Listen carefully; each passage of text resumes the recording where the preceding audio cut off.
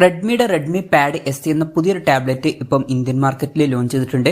13,000 രൂപ പ്രൈസ് റേഞ്ചിലാണ് ഈ ടാബ് വരുന്നത്. ഈ ഒരു വീഡിയോയിൽ നമ്മൾ നോക്കാൻ പോകുന്നത് റെഡ്മി പാഡ് SE എന്നുള്ള ടാബിന്റെ ഒരു സ്പെസിഫിക്കേഷൻ അനാലിസിസ് ആണ്.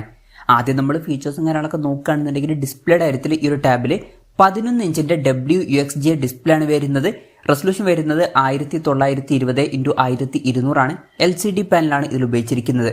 പിന്നെ ഡിസ്പ്ലേയിൽ 90 ഹെർട്സിന്റെ റിഫ്രഷ് റേറ്റ് ഒക്കെ സപ്പോർട്ട് ചെയ്യുന്നുണ്ട്. ഈ ഒരു പ്രൈസ് റേഞ്ചിൽ നല്ലൊരു കാര്യം തന്നെയാണ്. 150 ഹെർട്സിന്റെ ടച്ച് സാമ്പിളിംഗ് റേറ്റും വരുന്നുണ്ട്. 8-bit ഡിസ്പ്ലേ ആണ് ഇതിൽ വരുന്നത്. ഏകദേശം 84.4% സ്ക്രീൻ ടു ബോഡി റേഷ്യോ വരുന്നുണ്ട്. പീക്ക് ബ്രൈറ്റ്നസ് വരുന്നത് 400 നിറ്റ്സ് ആണ്.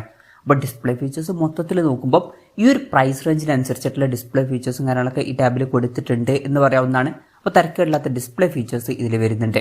ഈ ടാബിന്റെ വെയിറ്റ് വരുന്നത് 478 ഗ്രാം ആണ്. തിക്നെസ് വരുന്നത് 7.36 mm ആണ്. പിന്നെ മെറ്റൽ യൂണി ബോഡിയും കാര്യങ്ങളൊക്കെ ഇതിൽ കൊടുത്തിട്ടുണ്ട്. ഈ ഒരു ടാബിന്റെ മിന്റ് ഗ്രീൻ, ഗ്രാഫൈറ്റ് ഗ്രേ, അതുപോലെ തന്നെ ലെവൻഡർ പർപ്പിൾ എന്നീ കളർ വേരിയൻസ് ആണ് ഇപ്പോൾ ലോഞ്ച് ചെയ്തിരിക്കുന്നത്. പ്രോസസ്സറിന്റെ കാര്യത്തിലോട്ട് വരികയാണെന്നുണ്ടെങ്കിൽ സ്നാപ്ഡ്രാഗൺ 680 എന്ന പ്രോസസ്സർ ഈ ടാബിൽ കൊടുത്തിട്ടുണ്ട്. ഈ ഒരു പ്രൈസ് റേഞ്ചിൽ ഏറ്റവും ബെസ്റ്റ് ആയിട്ടുള്ള പ്രോസസ്സറാണ് എന്നൊന്നും പറയുന്നില്ല. എന്നാലും ഈ ഒരു പ്രൈസ് റേഞ്ചിൽ തരക്കേടില്ലാത്ത ഒരു പ്രോസസ്സറൊക്കെ തന്നെയാണ് ഈ ഒരു പ്രോസസ്സർ. അവൻ തരക്കേടില്ലാത്ത ഒരു പ്രോസസ്സറും വരുന്നുണ്ട്. പിന്നെ വൈഫൈ മാത്രം സപ്പോർട്ട് ചെയ്യുന്ന ഒരു വെർഷനാണ് ഇപ്പോൾ ലോഞ്ച് ചെയ്തിരിക്കുന്നത്. ഈ ഒരു ഫോണിന്റെ ബേസ് വേരിയന്റിൽ 4GB റാമും 128GB ഇന്റേണലും വരുന്നുണ്ട്. അപ്പം ബേസ് വേരിയന്റിൽ തന്നെ 128GB ഇന്റേണൽ കൊടുത്തിട്ടുണ്ട്. ഇത് കൂടാതെ 6GB റാമും 128GB ഇന്റേണലുമായിട്ട് വരുന്ന വെർഷനും 8GB റാമും 128GB ഇന്റേണലുമായിട്ട് വരുന്ന ഒരു വെർഷനും വരുന്നുണ്ട്.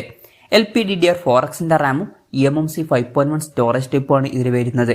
മെമ്മറി എക്സ്പാൻഡ് ചെയ്യണമെന്നുണ്ടെങ്കിൽ മെമ്മറി കാർഡ് സ്ലോട്ടും കാര്യങ്ങളൊക്കെ വരുന്നുണ്ട്. പിന്നെ ക്വാഡ് സ്റ്റീരിയോ സ്പീക്കേഴ്സ് കൊടുത്തിട്ടുണ്ട്. അപ്പോൾ 4 സ്പീക്കേഴ്സ് വരുന്നുണ്ട്. അത് നല്ലൊരു കാര്യം തന്നെയാണ്. അതുപോലെ തന്നെ ഡോൾബി അറ്റ്മോസിന്റെ സൗണ്ടും ഇതിൽ സപ്പോർട്ട് ചെയ്യുന്നുണ്ട്. 3.5 mm ഓഡിയോ ജാക്ക് ഈ ടാബിൽ കൊടുത്തിട്ടുണ്ട്. പിന്നെ Android 13 ബേസ് ആയിട്ടുള്ള MIUI Pad 14 സോഫ്റ്റ്വെയർ ആണ് ഇതിൽ വരുന്നത്. ക്യാമറയുടെ കാര്യം പറയുകയാണെന്നുണ്ടെങ്കിൽ ടാബിന്റെ പിന്നിൽ സിംഗിൾ ക്യാമറ ആണ് കൊടുത്തിരിക്കുന്നത്. ടാബിന്റെ പിന്നിൽ 8 MP f2.0 വരുന്ന സെൻസർ കൊടുത്തിട്ടുണ്ട്. പിന്നെ ഫ്രണ്ടിൽ 5 MP f2.2 വരുന്ന സെൽഫി ക്യാമറയും കൊടുത്തിട്ടുണ്ട്. ടാബുകളുടെ കാര്യത്തിൽ ഈ ഒരു ക്യാമറ സ്പെസിഫിക്കേഷൻ ഓക്കെ ആണ് എന്ന് പറയാവുന്നതാണ്. ഈ ഒരു പ്രൈസ് റേഞ്ചിൽ ടാബുകളുടെ കാര്യത്തിൽ ക്യാമറ എന്നുള്ളത് ഭയങ്കര ഇമ്പോർട്ടൻ്റ് ആയിട്ടുള്ള ഒരു കാര്യമൊന്നുമല്ല. മെയിനായിട്ട് ഡോക്യുമെന്റ്സ് ഒക്കെ സ്കാൻ ചെയ്യുക, ഇതുപോലുള്ള ആവശ്യങ്ങളൊക്കെയാണ് മെയിനായിട്ട് വരുന്നത്. പിന്നെ ബാറ്ററിയുടെ കാര്യത്തിൽ 8000 mAh ബാറ്ററി കൊടുത്തിട്ടുണ്ട്. അപ്പോൾ തരക്കേടില്ലാത്തൊരു ബാറ്ററി കപ്പാസിറ്റി വരുന്നുണ്ട്. പക്ഷേ ഫാസ്റ്റ് ചാർജ് സപ്പോർട്ട് ചെയ്യുന്നില്ല. 10 വാട്ടിന്റെ ചാർജിങ് സ്പീഡേ ഇതിൽ വരുന്നുള്ളൂ. ഈ ഒരു പ്രൈസ് റേഞ്ചിൽ കുറഞ്ഞത് ഒരു 18 വാട്ടിന്റെ ഫാസ്റ്റ് ചാർജ് സപ്പോർട്ടെങ്കിലും കൊടുത്തിരുന്നെങ്കിൽ അത് നന്നായേനെ. എന്തായാലും ഇതിൽ 10 വാട്ടിന്റെ ചാർജിങ് സ്പീഡേ വരുന്നുള്ളൂ. Type-C ചാർജിംഗ് പോർട്ടും ഇതിൽ കൊടുത്തിട്ടുണ്ട്. ബാറ്ററി കപ്പാസിറ്റി തിരക്കില്ല, പക്ഷേ കുറച്ചും കൂടി ബെറ്റർ ആയിട്ടുള്ള ചാർജിങ് സ്പീഡ് കൊടുക്കായിരുന്നു. ഇതൊക്കെയാണ് ഫീച്ചേഴ്സിനെ പറ്റി പറയാനുള്ള കാര്യങ്ങൾ. ഇനി വിലയുടെ കാര്യം പറയുകയാണെന്നുണ്ടെങ്കിൽ ഈ ഫോണിന്റെ 4GB റാം വെർഷന്റെ വില വരുന്നത് 12,999 രൂപയാണ്. 6GB റാം വെർഷന്റെ വില വരുന്നത് 13,999 രൂപയാണ്. അതുപോലെ തന്നെ 8GB റാം വെർഷന്റെ വില വരുന്നത് 14,999 രൂപയാണ്. ഇത് കൂടാതെ ICCയുടെ കാർഡൊക്കെ യൂസ് ചെയ്യുകയാണെന്നുണ്ടെങ്കിൽ 1000 രൂപയുടെ ഓഫും കാര്യങ്ങളൊക്കെ ലഭിക്കുന്നതായിരിക്കും. എന്തായാലും ഓവറോൾ നോക്കുകയാണെന്നുണ്ടെങ്കിൽ 13,000 രൂപ പ്രൈസ് റേഞ്ചിൽ ഈ ഒരു ടാബിൽ തരക്കേടില്ലാത്ത ഫീച്ചേഴ്സ് വരുന്നുണ്ട് എന്ന് പറയാവുന്നതാണ്. ഏറ്റവും ബെസ്റ്റ് എന്ന് പറയാൻ പറ്റില്ല.